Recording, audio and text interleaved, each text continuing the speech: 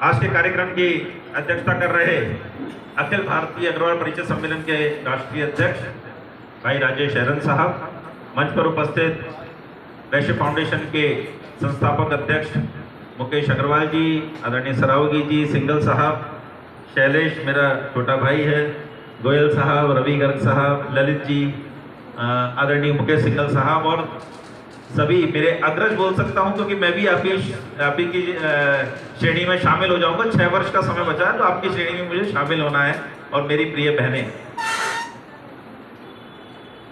सबसे पहले तो मैं ये कहना चाहूंगा कि जब भी मैं भी तमाम सारी संस्थाओं में कहीं ना कहीं सक्रियता से काम करता रहता हूं और जब भी ऐसे लोगों को चिन्हित करने की बात आती है कि वे उनको सम्मानित करना है जिन्होंने समाज में अग्रवाल समाज के लिए कार्य किया हो, अग्रवालों के उत्थान के लिए कार्य किया हो, अग्रवाल समाज के लेकर कुछ ना कुछ लगातार करते रहे हो, तो सबसे पहले जो नाम कम से कम मेरे संज्ञान में आता है वो राजेश हैरन साहब का आता है। तो राजेश हैरन साहब के लिए जोरदार तालियां होनी चाहिए कि ग्वालियर के अंदर तो कम से कम वो अग्रवाल समाज के एक आइकॉन के रूप में स्थापित हैं और निरंतर अग्रवाल समाज के उत्थान के लिए, उनको एकजुट करने के लिए लगातार काम करते रहते हैं।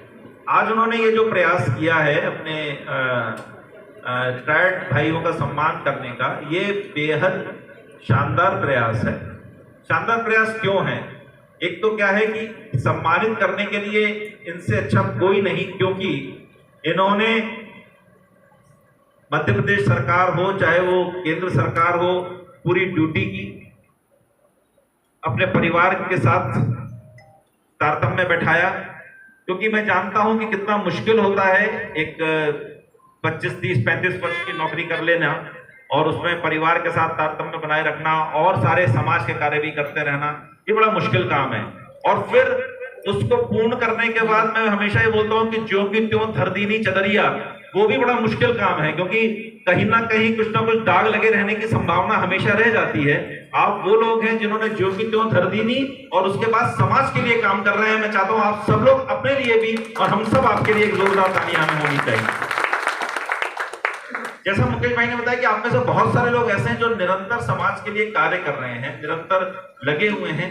जो लोग नहीं कर रहे हैं वो लोग भी सक्रियता के साथ शामिल हो जाएं। बहुत सारे संगठन है, बहुत सारे ऐसे ऑर्गेनाइजेशन हैं जहां पे आप सक्रियता से काम कर सकते हैं। उसमें सबसे पहला नाम तो अपने ये परिचय सम्मेलन का ही है।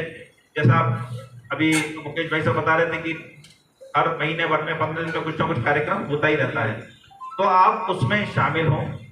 आजकल में विवेकानंद नीडम, आप में से कोई गया है? विवेकानंद नीडम कोई गया है आप में से? विवेकानंद नीडम प्रकल्प जो है, प्रोजेक्ट जो है, उसको मैं देख रहा हूं व्यक्तिगत रूप से। मैं एक दिन प्रयास करूंगा कि आप सभी लोगों को विवेकानंद नीडम में भोजन के लिए आमंत्रित किया जाए और आपके सानिध्य, आपका आशीर्वाद हमको एक बार फिर मिले, ऐसा मैं राजेश भाई से निवेदन करूंगा। सबको लेकर एक बार आएंगे तो बड़ा आनंद का विषय होगा। आप सब वहां पे आएंगे और वहां से भी जुड़े। मैं ये चाहूंगा कि वहां से भी जुड़ने का प्रयास करें। रही बात मुकेश भाई ने जो बात कही, मुकेश भाई साहब ने, वो बड़ी बड़ी महत्वपूर्ण बात है कि शहर में हम क्या कर सकते हैं, हमें क्या और कर लेना चाहिए। क्योंकि ऐसे तो हजारों प्रोजेक्ट, सैकड़ों प्रोजेक्ट्स हो सकते हैं जो हम कर सकते हैं और जिनकी आवश्यकता महसूस होती है, लेकिन एक जो उन्होंने बात कही कि एक सहकारी समिति बनाकर, कोऑपरेटिव सोसाइटी की बात कर रहे हैं ना, तो कोऑपरेटिव सोसाइटी बनाकर उसके तहत कार्य किया जाए, तो मुझे लगता है कि वो बहुत मुश्किल काम मेरे को नहीं लगता है।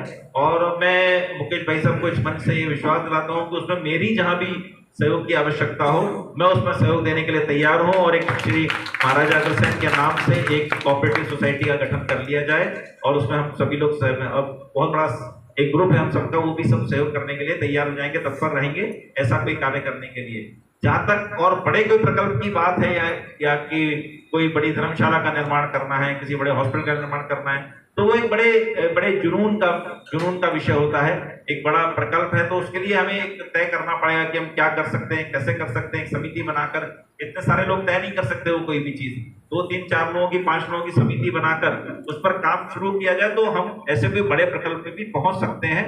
वो भी बहुत मुश्किल काम नहीं है, लेकिन उसके लिए आवश्यक है कि हम में से किसी एक व्यक्ति, 2 व्यक्ति, 3 व्यक्तियों को आगे आना होगा और जुनून की तरह ऐसा मानते हुए कि मेरे को इसको अचीव करना ही है और उसमें लगना पड़ेगा, तब तो संभव है कि हम उसको भी अचीव कर पाएँ, उस तक भी पहुँच पाएँ। तो आज राजेश भाई ने मुझे आदेशित किया और मैं यहाँ पे आया हूँ। बहुत अच्छा लगा आप लोगों का सम्मान करके, ये मंच सम्मानित हुआ है। आप लोगों का सम्मान करके मुझे लगता है कि हम सब यहाँ जो मंच पर बैठे हैं वो सम्मानित हुए हैं, क्योंकि आप लोगों का आशीर्वाद, आप लोगों का स्नेह और आप लोगों का समाज में जिस तरह का योगदान है वो निरंतर ऐसा ही बना रहे। इस शुभकामनाओं के साथ, इस बधाई के साथ और राजेश भाई को साधुवाद देते हुए मैं अपनी वाणी को विराम देता हूँ। बहुत बहुत धन्यवाद। बहुत अच्छा विचार भाई साहब ने सबके समझ रखे।